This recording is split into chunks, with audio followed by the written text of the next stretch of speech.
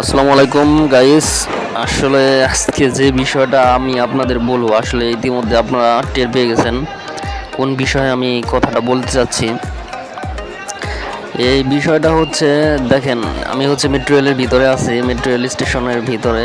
তো সেইখানে যে এন্ট্রি যে মেশিনগুলো আছে, সেই মেশিনগুলোতে যে মানুষ বের হওয়ার যে মেশিনগুলো, আবার এন্ট্রির মেশিনগুলো, তো এইখানে যে ভিড় ভাই, একে অপর যে ভাই এক ভাই হচ্ছে পাঞ্চ না করে ঢুকছিল। তো এক ভাই আরেক ভাই পাঞ্চ না করে ঢোকার কারণে সে হচ্ছে বাধা পাইছে। তো এভাবে যদি ভাই আমাদের নিজস্ব সম্পত্তি, আর আমরা যদি সবাই এখানে শিক্ষিত পার্সন মানুষ যদি ডিসিপ্লিন না মেনে ভাই মেট্রোতে না উঠি, চড়ি, তাইলে ভাই এই মেশিনগুলো অচিরে নষ্ট হয়ে যাবে। আর এই মেশিনগুলো এতটা না যে এগুলা এত লোড নিতে পারবে।